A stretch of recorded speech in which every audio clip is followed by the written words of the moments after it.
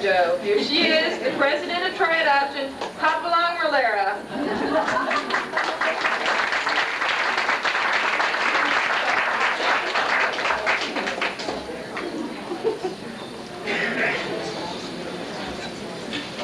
I'm getting good at this.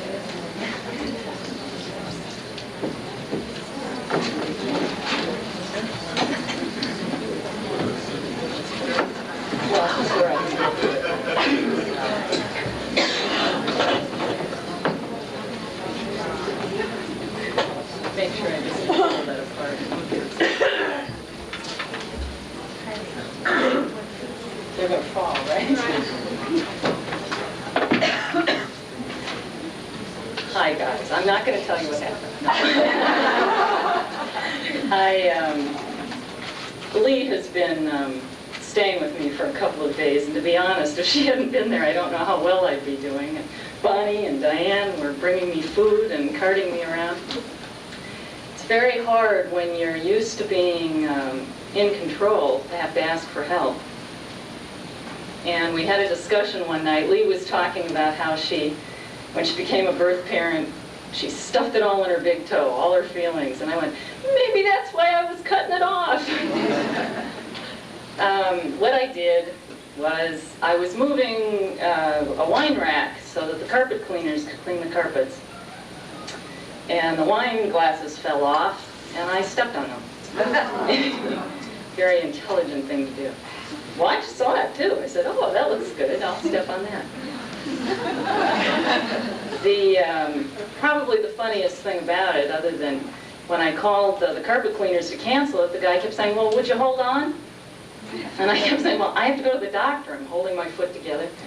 And Butch comes home, and he's going to take me up to the doctor, and he get in the car, and he says, can I stop at Carl's? I'm hungry. And then when we're pulling out of Carl's, they're tarring, it's drive-through, and they're tarring the area in front. We sit there a long time, and he says, it's a good thing this isn't a life or death emergency. Holding my foot in my hand. I think that one of the things I always go through when an accident, because I don't believe there is such a thing, happens in my life, is an examination of what lesson is in it or what reason I did it for. Butch walked in the house and said to me, what did you do it for? And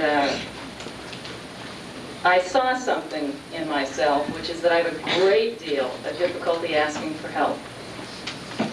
And so one of the things I'm going to say to you today is the reason that we, the library, or any of the people who are in the adoption movement, working with Cub, the Soundex, or any place else, can be there is because they're doers. But they can't do it alone. I can't do it alone. Nobody can do it alone, so please help. And stay away from my foot today. I'm getting good with these crutches. And if anybody, I said in the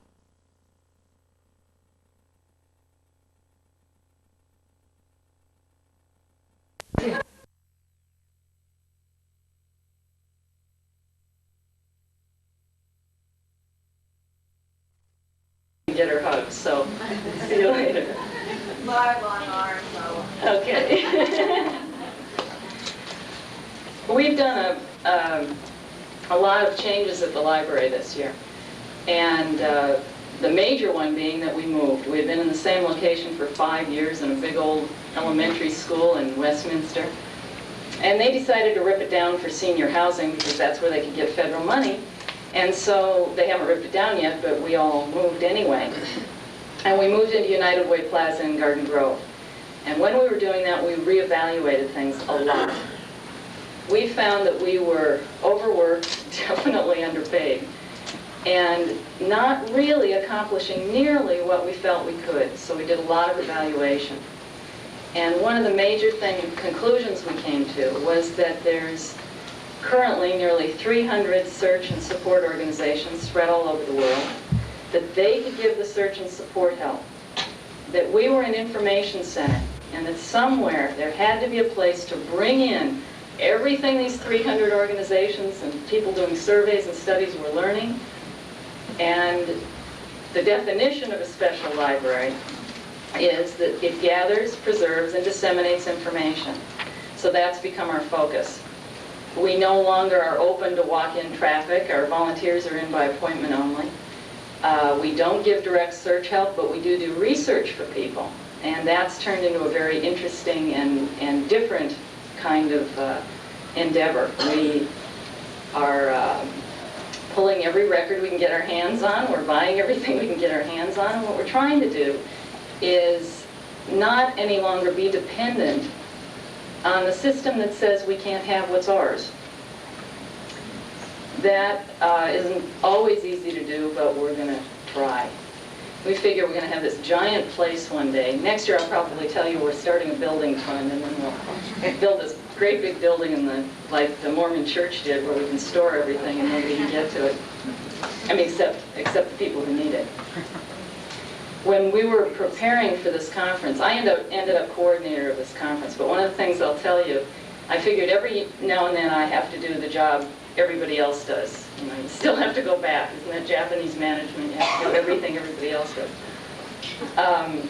I think that's part of the reason I got incapacitated. I just couldn't handle it all. So Bonnie and Diane really have stepped in and done it. I don't know if you all know all of the people involved. I'm going to try really quickly to point out to you some of the people involved in the library. And then I'm going to ask for help from some too. Rich, you already met. He's on the Board of Trustees. Don Humphreys, where are you, Don?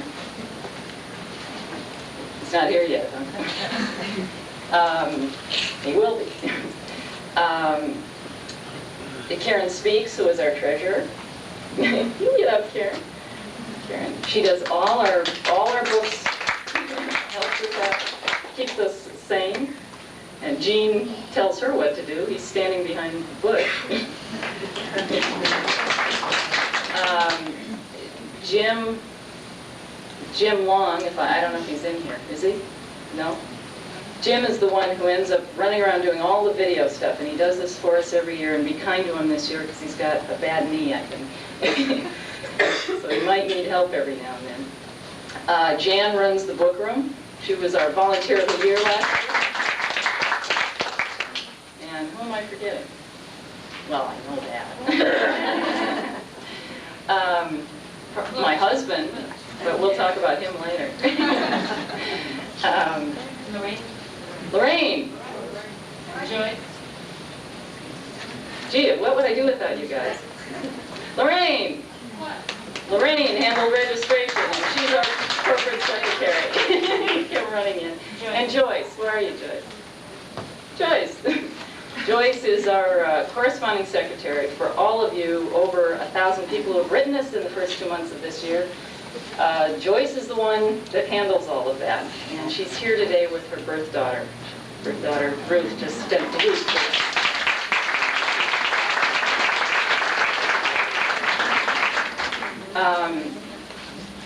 What order am I going to do this in? We have 2 vice presidents at the library. Oh, no, wait a minute. I'm going to do something else first. The other thing is we have, I'm trying to think what board members are here. Sophie isn't here because her son is sick. Don isn't here yet. Dad, where's my dad? Did he leave? He left. My dad isn't here either, but he's around. Some of you will see him. He's the 6'5" one. And I'll take just a second to do a personal thing. My birth mother, who I found, Helen. Come on, Mom.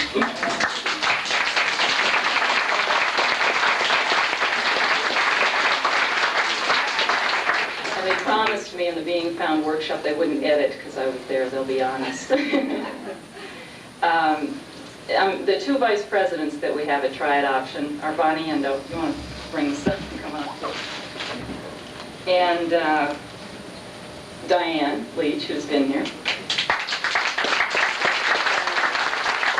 Bonnie's going to help me for a few minutes. We have, every year we do a Volunteer of the Year voting system in which all the other volunteers vote for the other volunteer, and there's 3 criteria for it: length of service, quality of service, and the type of service that they give. We have different kinds of volunteers, some who give on an everyday, ongoing basis, or in there every week, and some who come in just for special projects. And we try to acknowledge them in different ways. This year in particular, because of the change in service, we split things into two categories. Those who were half-year volunteers, either meaning they came in the second half with the new type of service, or they served in the first half, either one. And we have a volunteer in that category. Do you have the right one? Okay, and that is Mary Lou Koza. Come up here.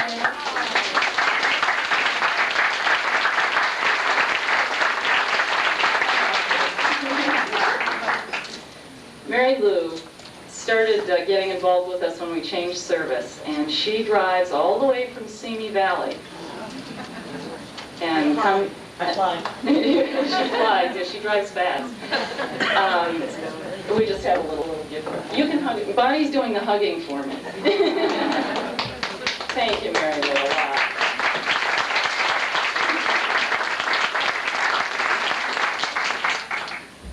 Part of the thing that's fun about the Volunteer of the Year is I don't even have a vote, because I'm employed, so I don't even have a vote. And it's really neat to see how the volunteers really value what the other people are doing. And this year our Volunteer of the Year, I get all choked up, is somebody who's very special to me. She's helped a lot in my life, and maybe in ways that she doesn't know. She gave me a birthday card, and I'd always said that my birthday was hard, difficult, because it wasn't a day to celebrate, it was a day of separation. And so she came over and gave me a gift and gave me a card, and I opened it up and it said, "Bet you thought this was a birthday card," and it wasn't. Diane is our Volunteer of the Year.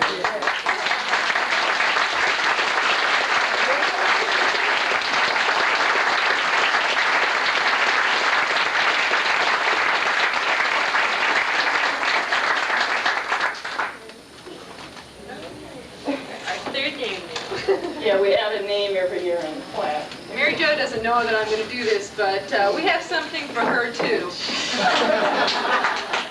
For all of you who have ever been a part of the library, Mary Jo has kind of been missing a part of her family the past couple of days, and I'm not even sure she even remembers. If her part of the family had been there, I don't think she would have stepped on the glass. We're talking about her dog who's being trained and is away from her, and we can't have her missing a part of her family. So this is from all of us. Oh my God, this is good. Excuse me. While she's opening this, when she finished typing, having the program printed, she handed it to me and she said, "Did I forget anybody?" And I looked on the back of everyone she had thanked, and she didn't list herself. Thank you, guys. See why we always run out of time? We need you to kill us for taking the time. Right, have you all noticed how quiet they're being? Have you all noticed how quiet they're being? They're having a bar mitzvah in this room when we're through. And they're setting up a stage and a band out here, and I don't know if you've noticed, but they are being so good.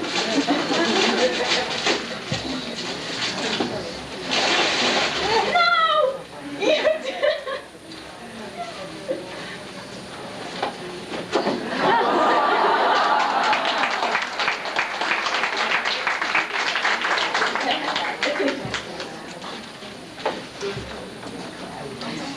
Yeah, I had a Samoyed for years, and then we got rid of it, and I just got another one.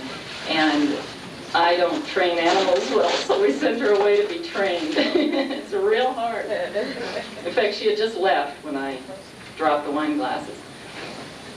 Now what? Oh, since we're talking about volunteers, I would tell all of you that we have a volunteer training April 14th. Some of you have already signed up for it.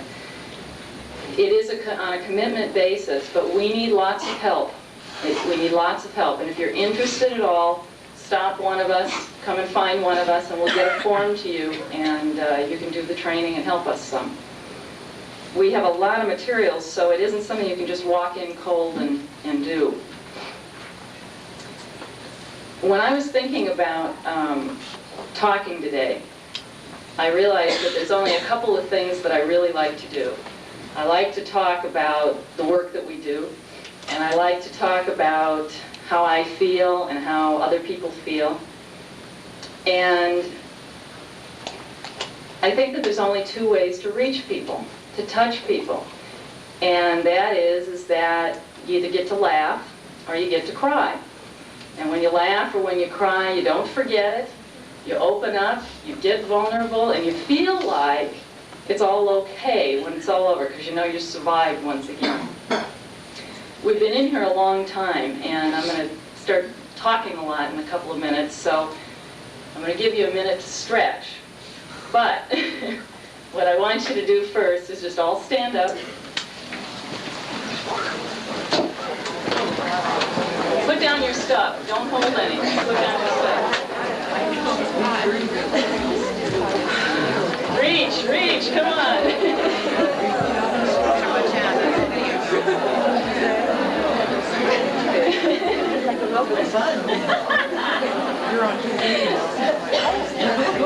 Now see if you can reach for the sky and stretch your feet. I can't stand on my toes, guys, but you can.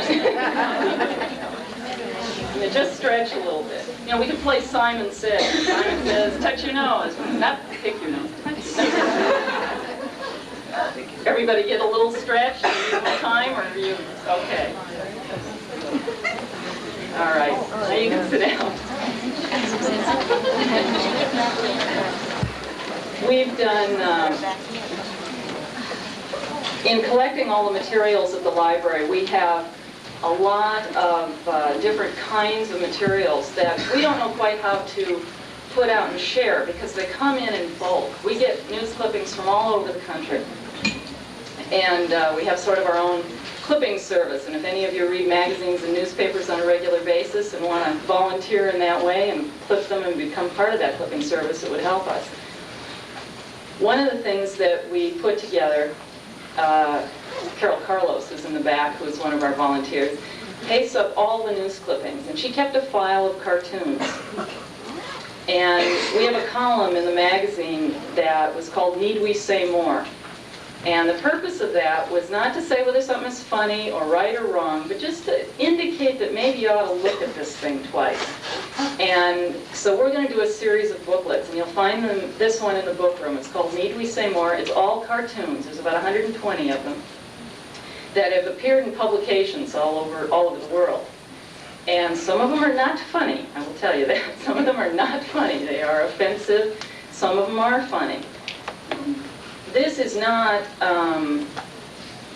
meant to be anything other than an educational tool and a fun educational tool. So that's one of the things that we put together. And then I was realizing that we were short of time because we didn't realize that there was a bar mitzvah coming in here until not very long ago. And we realized we were real short of time. And I feel that when you're dealing with people's emotions and their feelings, you can't open it up and then not give any conclusion. And I was real worried we'd be so short of time that that's what would happen. And then everybody would go lunch and just be like this and too vulnerable or too not able to feel good. And I don't think that that's a good idea. So I thought about how can we prepare a tool that when people leave here today, they have something that they can take home. So I put together something, and they were not in the book room this morning, but they will be. When is the book room open? From 11 to 11:30 and 12:30 to 1, and then at the end of the day. And it's called the Adoption, Coloring, and Consciousness book. It is 52 lessons in consciousness. And, well, what I'll do is I'll just read you something here. It says, what in heaven's name is the Coloring and Consciousness book? It's a coloring book. It's 52 pages of nonsense and sense. It's a path to travel and a guide for growth. It's a tool for internal and external change. It's an instrument to be utilized in expanding awareness, and it's exactly what you make it. The 52 lessons included here can be done one a week for a year or one a day or any way that you feel comfortable. For maximum benefit, allow the child in you to be playful with each drawing. And you'll see them in the back. They're fun. My favorite, and I think it has to do with what I did to my foot, is that there is if I can find it, there's a wonderful picture of toes, of feet. You can see them. And under it says, defeat is a matter of opinion. Since I seem to be looking at my toes all the time these days.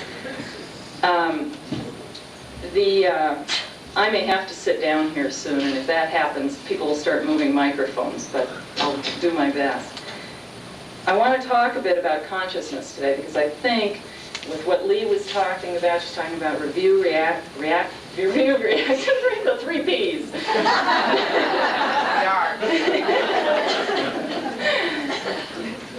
We came up with lots of alternatives the 3 Ps could be, but none that she could do.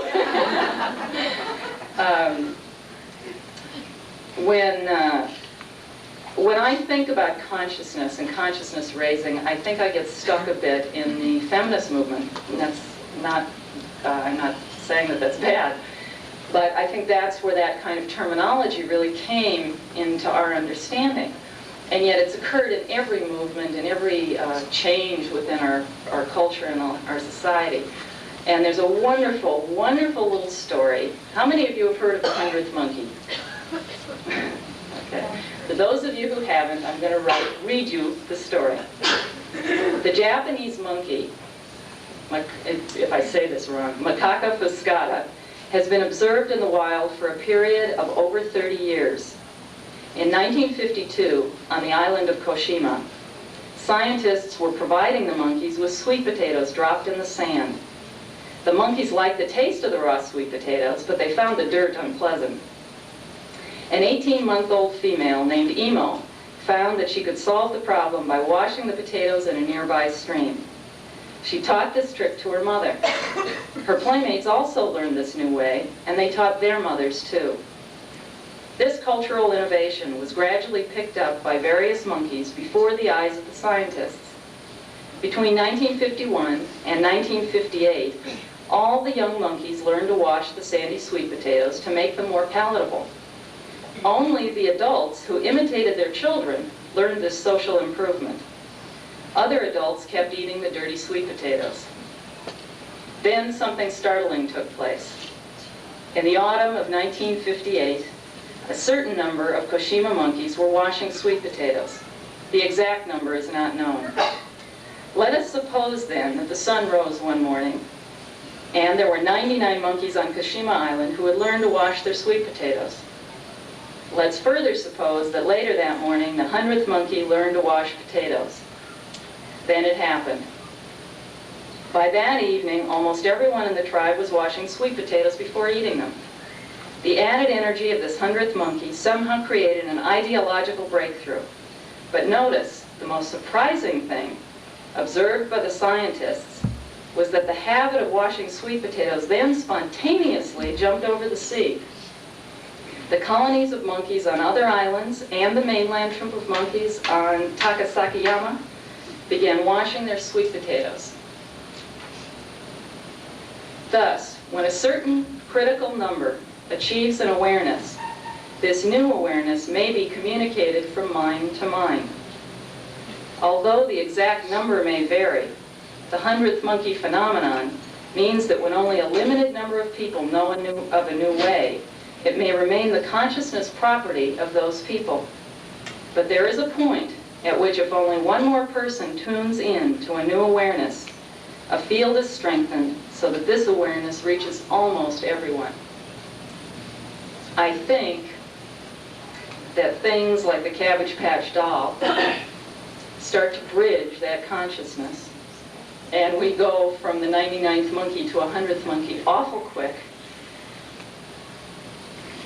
I think that there are some real elements in how many numbers we need to change consciousness. In adoption, it's more than 99. That's obvious. We've got 99. We've got twice that. We've got 1,000 times that who have joined or contacted adoption movement groups. And we still have not changed the consciousness on the level that we want to. Some of what Lee was talking about earlier. Either we're family advocates or we're not. And we can't say we're family advocates if what we're doing is only advocating adoption of kids.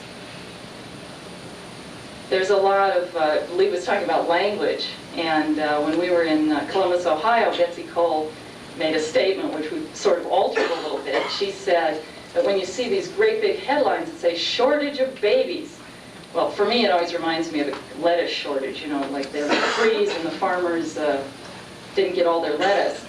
And it places the blame on the babies, you know, like they're at fault. What we have, we do not have a shortage of babies. What we have is a surplus of infertile people. And we need to change our focus. We need to focus on what is, what's real, not just what it looks like on the surface. We have cable, and we have a thing called C-SPAN, which is the congressional hearings. And Senator Robert Doyle had the hearings on the 14 state fraud cases that are going on now with the adoption fraud, where prospective adoptive parents are paying money to get these children, usually in from Mexico, and they're never getting the children. And so they're paying all this attention to this fraud, and through the whole hearing, they're talking about this shortage of babies, as if that's the problem. It's not the problem. God didn't make any mistake. There's exactly as many babies as there's supposed to be. Exactly. Not one more, not one less. The kinds of things that we talk about when we're changing consciousness, we talk about needing to identify in certain areas. Lee was talking about, we've had so many discussions this week. I don't remember if you said it here or somewhere else, but she was talking about being an adoptee, or the term adoptee and what that means. And it's very interesting because I think that if I'm going to be an adoptee, I'm a ward of the state, so shouldn't they support me? That is a condition, is a legal condition. It's a legal term. Adoption is a legal term. It is not who we are. It's a condition in our lives. I no longer feel like an adoptee. I've known my birth family 8, 9 years, and I don't feel like an adoptee. It is no longer a condition in my life. I was adopted. I have an adopted family. Only time I use those terms is to define it to other people. I don't call them up and say, "Hi, adopted mother.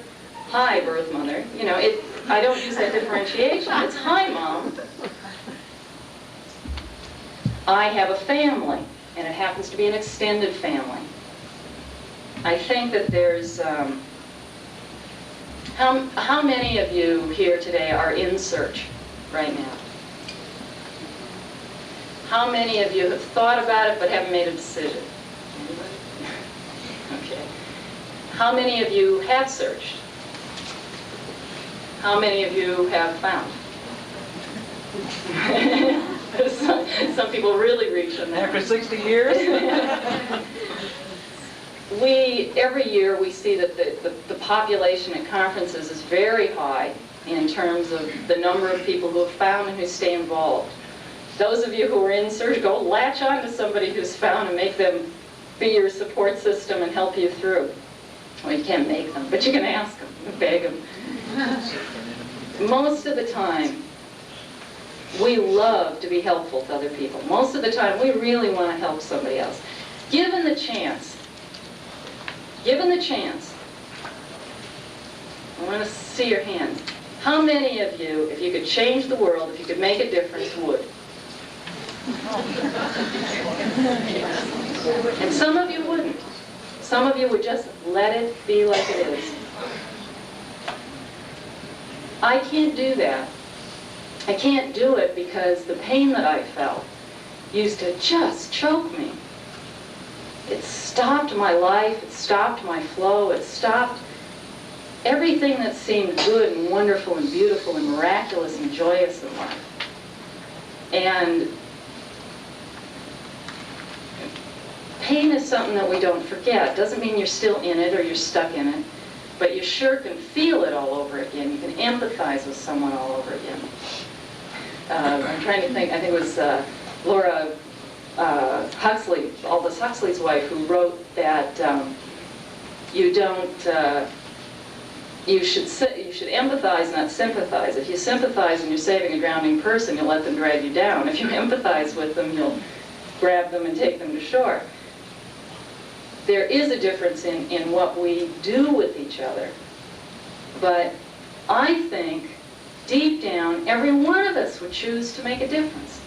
We would choose to see that the world changes, even if it's only our immediate world, even if we feel that what's way out there is unreachable, untouchable, and we can't possibly affect it. Of course, I'm someone who believes that if we were all 100% responsible for what we did, we'd have no problem. An old friend of mine, some of you may know who he is, he's a civil rights activist and comedian named Dick Gregory, always used to say that if you lived your life as if a television camera were following you, you would really act differently a lot, and certainly do things like take baths and go to the bathroom and be real proper and real nice, be dressed and everything that you do. But think about all the things you do every day that you really want to hide from somebody else, that you don't want somebody to look at or see, or if there was a television camera there, you'd feel really awkward or embarrassed. And the truth is, there's nothing that we do, nothing that we should be embarrassed about. Everybody's looking for love. Everybody. You know, if a guy's standing in front of you holding a gun to your head, he's looking for love. He just has no idea how to express it, how to get it, and how to tell you that that's what he needs. In the consciousness booklet, I was talking about that, and I said, my favorite idea of a Valentine would not be to have a gun put to my head saying I love you, but it wouldn't be so bad if the gun was chocolate and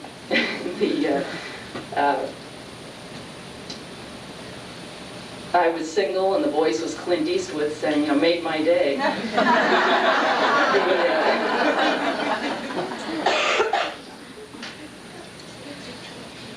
If we can look at people all the time and know that no matter what their action, no matter what they're doing, even when they're making attack, even when they look like an opponent, and we can see that little light, that little flame, that goodness.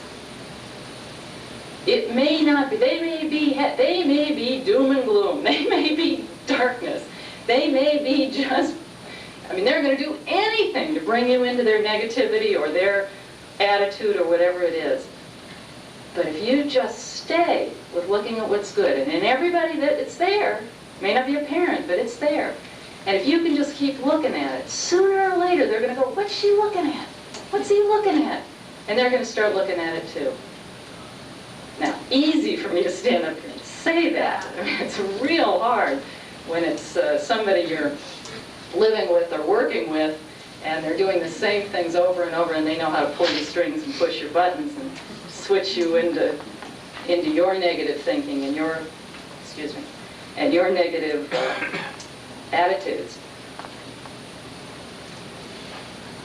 You know, we estimated in a research project in 1982 with 22 organizations out of the 240, I think, at the time, that over 250,000 people were making contact with adoption movement groups each year. And if our incoming mail and calls are any indication, that's probably more than doubled since that survey took place. Right now, and this is a rough estimate, but approximately 1 out of every 10 pieces of mail is an adoptive parent of a minor who expressing interest in finding the birth family. A few years ago, we never thought that we would see that. They're thinking now that it's an important part of their parenting tool. It's information they want to know. And I could probably be more accurate if I checked the computer, but it's higher, much higher than it used to be. Our intake for men is much higher, and I think everybody's seeing that. Men are far more involved. When we were doing individual search appointments, over 50% of the appointments were men. And yet, only 26% of the people who made contact were men. So what it meant was that this was something that they were comfortable with. They weren't comfortable sitting in a meeting. I'm not talking about every man, of course. but that they were more comfortable in a more business-like one-to-one, get the work done, here's an hour, and I'll pay for that hour, and this is what I'm going to get situation. We have been a movement basically run by women, and we need to look at the services we are not providing because we don't view things that way. Just ask. Just ask. You know, how can we best serve you? They'll tell you. They may not tell you exactly, but if you listen close enough, you'll be able to tell how they're shading their needs.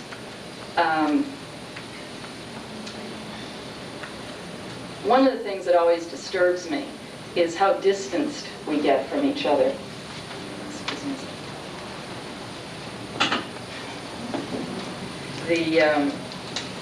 We use words as distancing devices.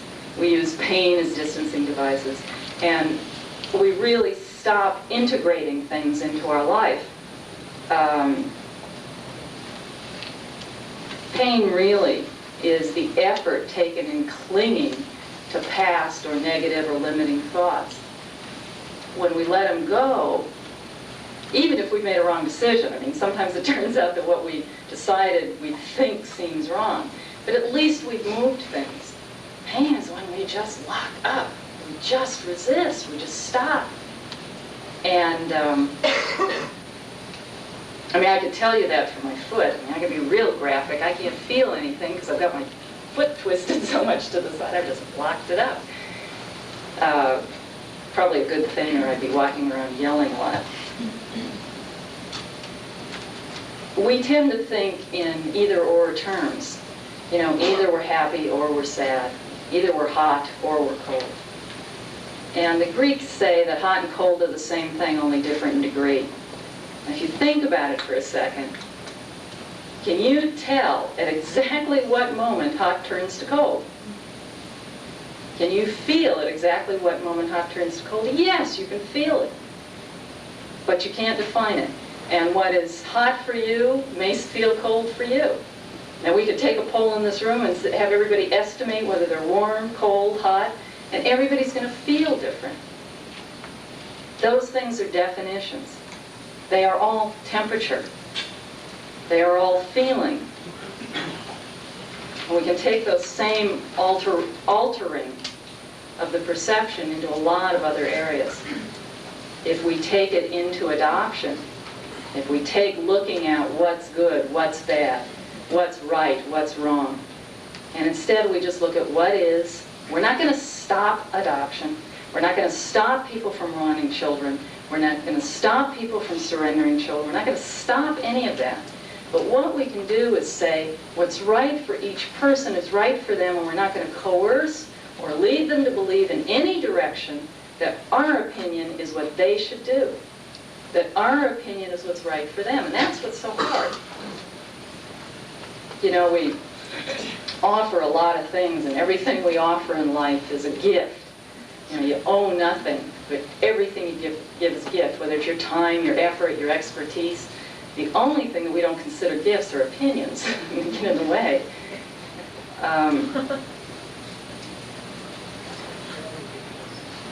When we assume that our definitions are other people's reality, we have a tendency to negate them. It's a very small negation, but we really aren't saying, you are whole, you are perfect, you are someone that I want to pay full attention to for whether it's 2 seconds or 30 seconds or an hour. We're just assuming that we know what they think and what they feel.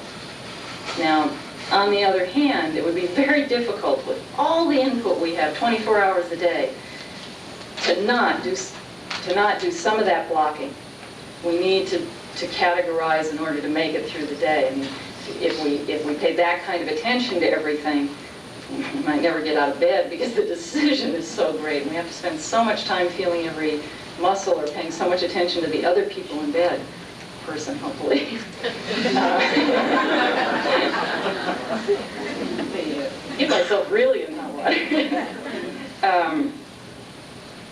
A lot of people have trouble expressing emotions, and there's some schools of thought that say there's only 2 primary emotions, love and fear, and that everything else is reaction to those. I don't know whether I agree with that, but I would say it would be very simple if we just defined things are love and fear, and we didn't have to have 82 levels of I feel this and this and this and this. Wouldn't it be nice if we could just say, I feel? And somebody says to you, how are you? I feel. How are you? I feel. Instead of saying, I'm fine. What's fine? And are you really saying you're fine, or are you saying, no, I don't want to tell you about the 82 things that happened on the way over here? Or, well, somebody once said to me, if you ever want to get rid of somebody, just say, let me tell you about God. They'll take a walk. The other thing that you can do is just say, well, let me tell you about my problems. Usually they'll say, well, gee, I got to be somewhere. I got to do something. I think one of the great things about support systems is that we have, in essence, made a personal commitment that we're there to get for us, and the exchange is that we will also give. We will give someone else quality attention for 5 minutes or 10 minutes so that we get the chance to tell our story and get help too. And those kinds of support systems are really valuable. We certainly see it in other cultures.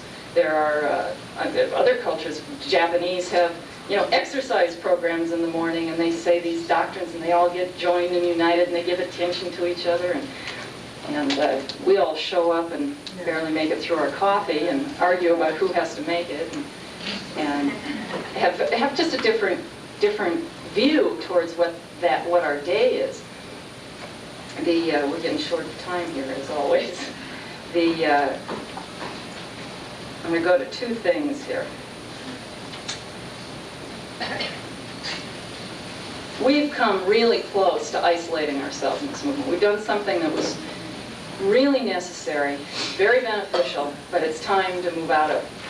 Now, for those of you who are brand new, I'm not telling you not to go through the phase that the rest of us who are getting gray at this have gone through. It's necessary that you go through every step.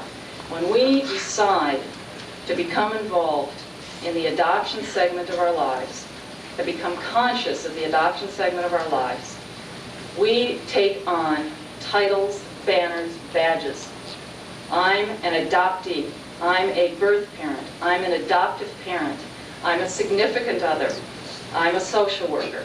And that's how we identify ourselves with each other. It is a necessary thing because we gain pride. We gain not being afraid anymore of saying it publicly, of telling people what we are, or what we've done, or what has affected our life.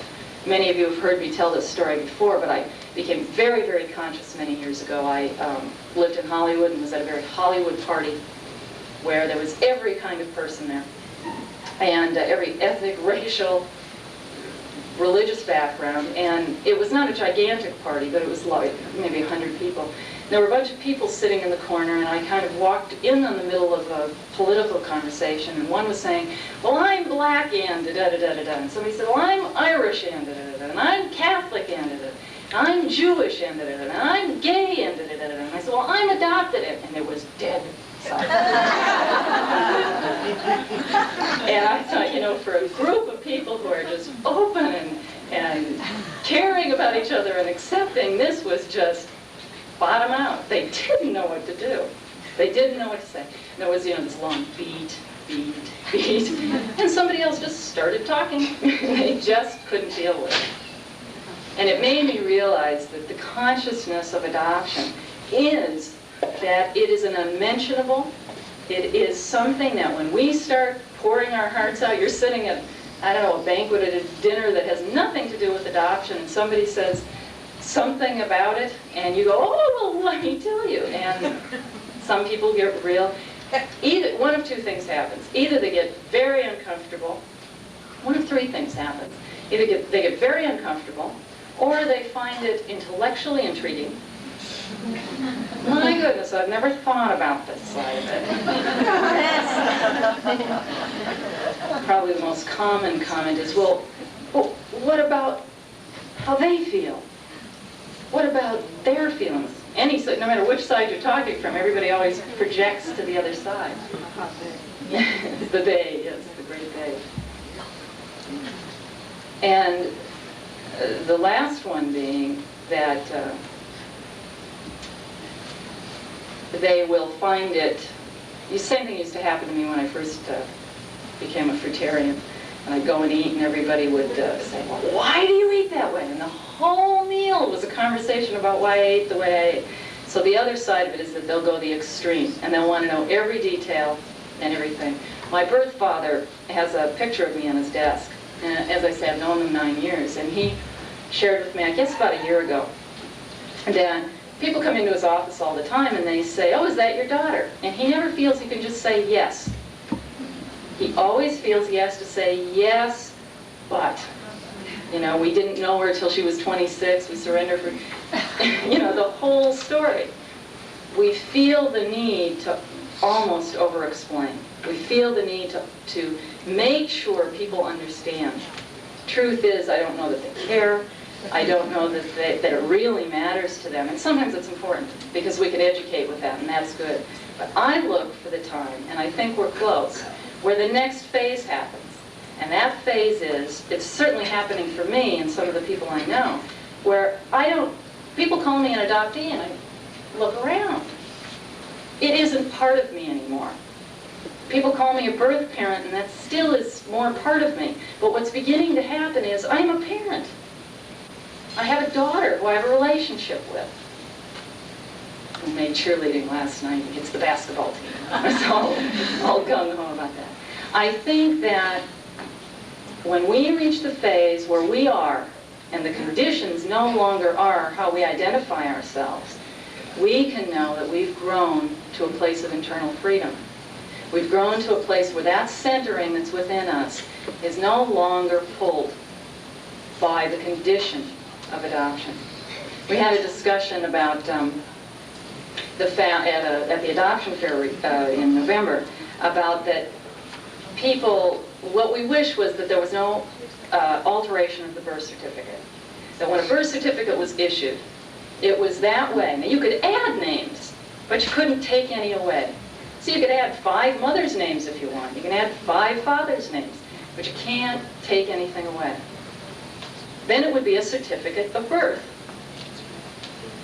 If we take things away, we really have issued an adoption certificate, not a birth certificate. And I think that it's hard sometimes to understand that what we're really saying is, let's get to a point where we can celebrate adoption. Pat Sanders, if any of you know her, told me what I felt was a really good analogy. She said that there's 2 kinds of secrecy.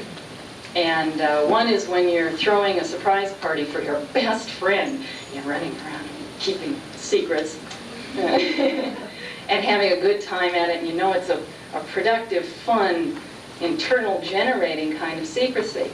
And also that there's a conclusion to it. And the other is when Uncle Harry's in jail.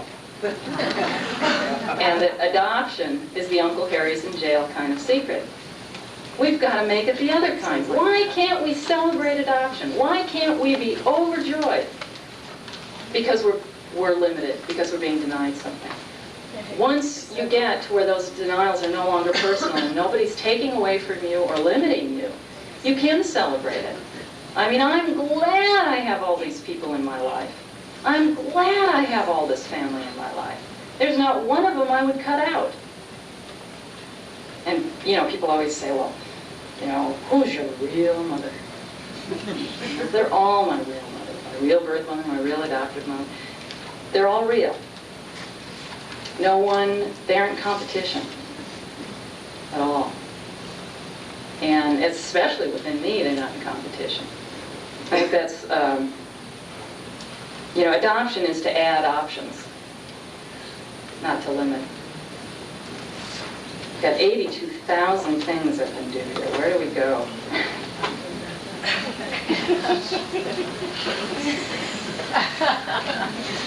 I want to just quickly read you 2 things. There's, I read something recently. I think you know, I like to read and I like to look into things. And I learned something that really shocked me.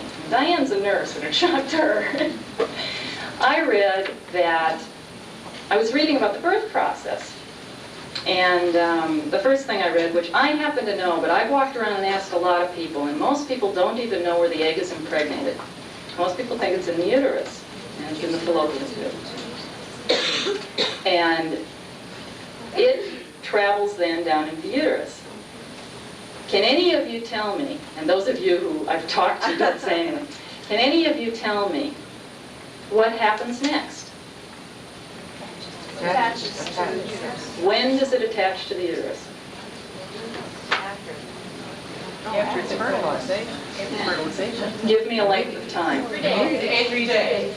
8 to 12 weeks. Oh. It takes that long to attach? 8 to 12 weeks. Now, I was so shocked at this that she went and took her nursing books, and I went and took every book I could get my hand on, and read it. And we found this in every case. Now, it varied. Some said, when I originally read it, it said 12 weeks. Then I think the lowest we found was 8 weeks. But that means the fetus is free-floating for 8 to 12 weeks. If you think about it logically, that makes sense about why abortion is safer in the first trimester. But if that's the case, then the fetus forms itself with a lot of divine energy, but it is not quite what we perceived it. Certainly not what I perceived it to be.